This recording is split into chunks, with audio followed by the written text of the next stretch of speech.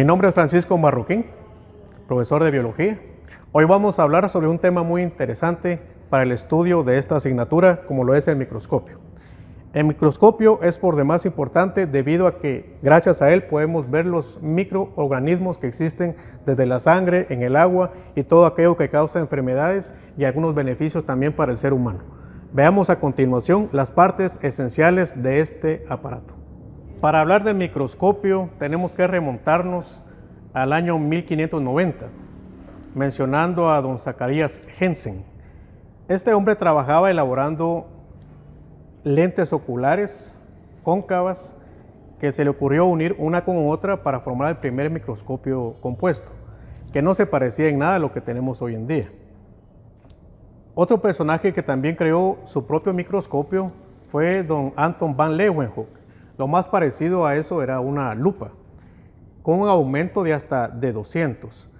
Con una simple lupa, con estos aumentos, él logró ver lo que son los protozoos en el agua contaminada. También fue el primero que observó espermatozoides humanos. Mientras que don Robert Hooke, nacido en Holanda y que también observó allá por el año de 1665 la primera célula en láminas de corcho, fue el que originó el estudio de la microbiología. A continuación vamos a hablar de la importancia y del nombre y utilidad que tiene cada una de las partes de este microscopio. Observemos. Un microscopio se compone tanto de piezas mecánicas como de piezas ópticas y vamos a empezar por las piezas mecánicas. Iniciemos por la base, también conocida con el nombre de pie. Tiene mucho hierro, ya que esto le permite una estabilidad al microscopio y su peso le permite mantenerse siempre erguido. Posteriormente acá arriba tenemos lo que son los tornillos macrométrico y micrométrico. El macro permite mover la platina hacia abajo o hacia arriba a forma de un movimiento grosso, mientras que el micrométrico va a permitir un movimiento fino para poder observar de mejor manera las imágenes que tengamos en nuestra muestra. Tenemos el brazo, que en algunos lugares le llaman también columna. Este le permite sostener las partes ópticas a nuestro microscopio. Otra parte física del microscopio es lo que les conoce con el nombre de carro, que consta de dos tornillos que pueden mover lateralmente la pieza que estamos observando o hacia adelante o hacia atrás. Son tornillos de desplazamiento. En la parte superior tenemos otra parte mecánica que tiene el nombre de revólver. Este tiene, en este caso, 3 objetivos. Cada uno de ellos tiene un aumento diferente, siendo el más pequeño que aumenta por 4 veces, el segundo aumenta por 10 veces y el tercero tiene un aumento de 40 veces. Esto debemos multiplicarlo por el ocular, que tiene un aumento de 10 veces. Entonces imagínense, si observamos en el aumento de 40, lo multiplicamos por 10, estamos aumentando 400 veces un objeto. Esta parte de color negro es la platina. Ella sirve para poder colocar lo que son las muestras en los portaobjetos, que son de cristal. Estas partes son ajenas al microscopio, pero son indispensables para trabajar en él. Esto se coloca sobre la platina, que tiene un agujero que deja pasar la luz. Y esta luz atraviesa nuestra muestra para poder observar las partículas más pequeñas que tengamos en ella. Tenemos también las pinzas, que son las que ayudan a sujetar la muestra en el portaobjetos. Si hablamos de las partes ópticas, también tenemos lo que es el diafragma, que es una pieza oscura, a veces de plástico o de metal. Ella resguarda lo que es el haz de luz o la fuente de luz. Y dentro de ella hay también una especie de lupa que condensa los rayos de luz que van a producir un rayo directo que va desde abajo hacia nuestro objetivo, atravesando la muestra que tenemos intermedia.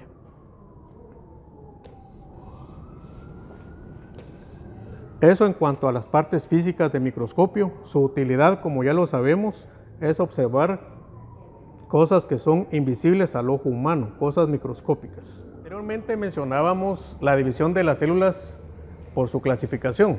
Tenemos células tanto animal como célula vegetal. Tengo acá para ejemplificar eso una cebolla, algo tan simple y sencillo como esto, del cual podemos extraer pequeños fragmentos de tela de cebolla, precisamente.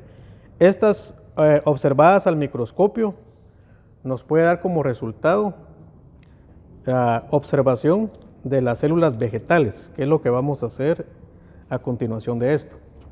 Y tenemos, por su parte, las células de origen animal, como lo es un huevo. Esto increíblemente es una célula macroscópica. Es decir, que no se compone de células, sino que ella sola forma una célula.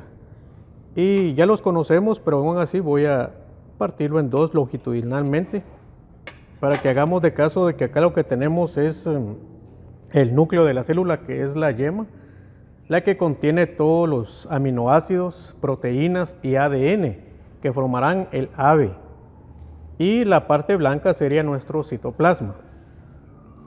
La cáscara que ya la había despejado de este huevo, pues sería lo que es la membrana celular, que es dura. Acá tenemos ya preparados las muestras de lo que es la célula de cebolla. Una de ellas es una muestra libre que solamente fue hidratada con agua, y en el otro caso tenemos una célula de cebolla, un tejido celular de cebolla que ha sido hidratado con esta sustancia llamada Lugol, que lo que hace es teñirla y dar una mejor observación de las paredes celulares o de los núcleos que ésta contiene. Así que acompáñenme a observar estas interesantes muestras. Aquí podemos observar lo que es la célula de cebolla. Observamos que se trata de células alargadas y se observa muy bien lo que es la pared celular que divide una de otra. En algunas de ellas se pueden observar los núcleos que tienen forma ovoide. Robert Hooke descubrió que todos los organismos estaban compuestos por células. Es a lo que hoy en día se le conoce con el nombre de teoría celular. Efectivamente, tanto las plantas como los animales, no importa su especie, estarán formadas por células. Esa es una de las condiciones para que se le conozca a un ser vivo como tal. Entre ellas tiene que constar de células, tiene que respirar, tener movimiento, irritabilidad, metabolismo, reproducción, entre otras. A continuación observaremos una muestra de esperma humano. En ella podemos encontrar algunos espermatozoides que sobreviven entre 30 a 45 minutos. Ellos contienen la mitad del material genético de todo ser humano, es decir, 23 cromosomas. Podemos observar claramente lo que es la cabeza del espermatozoide, el cuello y el flagelo o cola, que es lo que le sirve para poder movilizarse. Como cualquier otra célula, él también contiene un núcleo y en él está el ADN que identifica a la raza humana. Como venía mencionando, todo ser vivo entonces está formado por este tipo de células que vienen a formar cualquier especie que encontramos hoy en día en el mundo entero. Continuando con la presentación del tema del microscopio y la célula, tenemos una presentación en PowerPoint donde vamos a observar tanto la célula animal como vegetal, también su clasificación por el material genético que se encuentra dentro de los núcleos y de los orgánulos que forman parte de cada una de estas células. Así que acompáñenme a observar estas imágenes. Hablar de la célula es hablar del origen de la vida.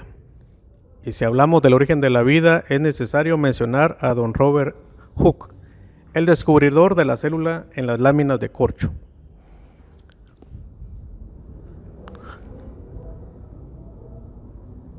Para el estudio de la célula es necesario dividirla en dos partes. Una, hablar de la célula animal, y la otra, hablar de la célula vegetal. Son diferentes en la medida que tienen ciertos orgánulos que las hacen diferentes. En el caso de la célula animal, puede tener flagelos o cilios que le sirven para el movimiento, mientras que en el caso de la célula vegetal es una célula sin movimiento y que aparte de eso tiene cloroplastos que le dan esa coloración verde por la sustancia llamada clorofila. También la hace diferente la pared celular, que hace las veces de un exoesqueleto. Mientras que los demás seres vivos tenemos un esqueleto interno, las plantas tienen un esqueleto externo formado por celulosa, que es de lo que se compone la pared celular. Otra forma de dividir el estudio de la célula es observando el interior de las mismas. La célula puede ser eucariota o procariota, siendo las primeras en origen las células procariotas, debido a que éstas no tienen un núcleo definido.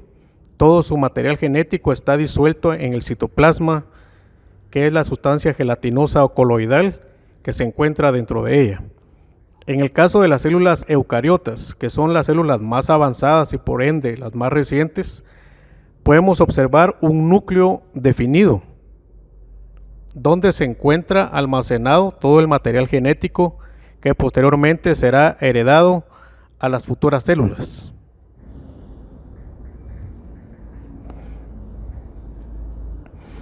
Entre los orgánulos especializados de la célula está la mitocondria.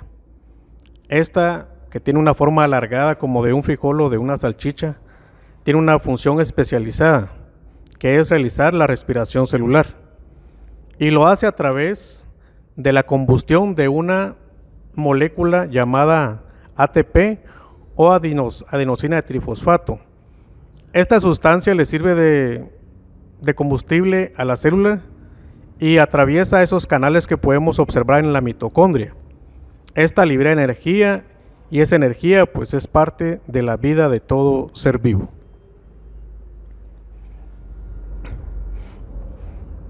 A continuación observamos lo que son los lisosomas. Son orgánulos de forma esférica u ovoide. Dentro de ellos se realiza la digestión celular. Para tal efecto, ellas emplean enzimas digestivas capaces de diluir las moléculas de alimento que entran en ellas. Es decir, que funciona lo mismo que un estómago humano, convirtiendo materia prima en energía. Ahora tenemos en pantalla lo que es el retículo endoplasmático. Son un grupo de sacos apilados cuya función es transportar sustancias de alimento del citoplasma hacia el núcleo. También funciona como una especie de barrera protectora que le permite proteger, en este caso, al núcleo. Vemos que tiene forma de sacos aplanados y estos sirven a su vez de canal.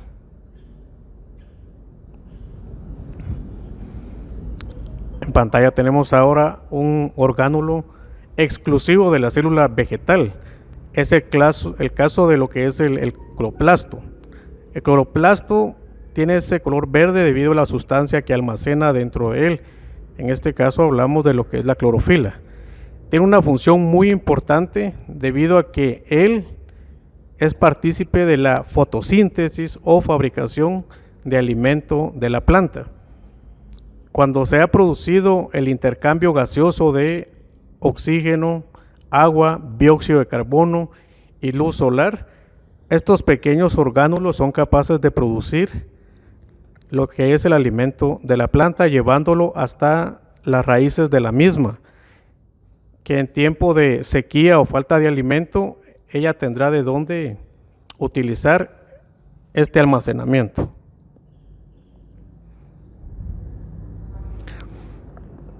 Ahí tenemos lo que es una vacuola, se encuentra en ambas células, tanto animal como vegetal.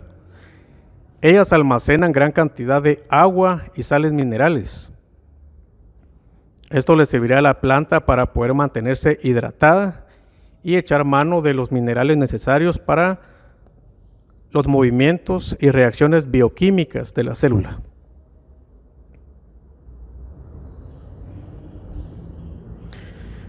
En pantalla tenemos ahora uno de los orgánulos más importantes debido a las funciones que éste realiza.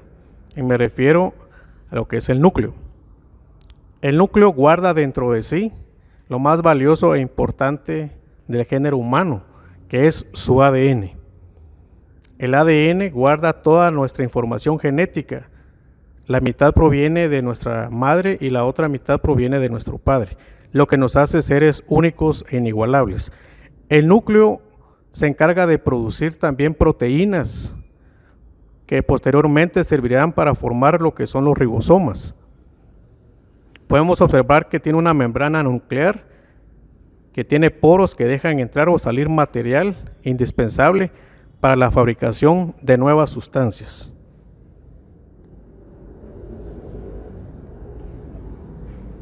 Y por último, pero no menos importante, está lo que es el aparato de Golgi. Tiene las mismas funciones que un retículo endoplasmático, con la diferencia que éste no produce ribosomas. Son láminas apiladas que forman sacos que van almacenando y transportando sustancias de alimento. Tal es el caso de la glucosa, de la fructosa, de las sales como el cloruro de sodio, el potasio, indispensables para que haya intercambio y movimiento celular. Esto ha sido todo por hoy. Espero que hayas aprendido mucho sobre este tema, sobre el microscopio y la célula. No olvides suscribirte a nuestro canal de YouTube y seguirnos en las redes sociales.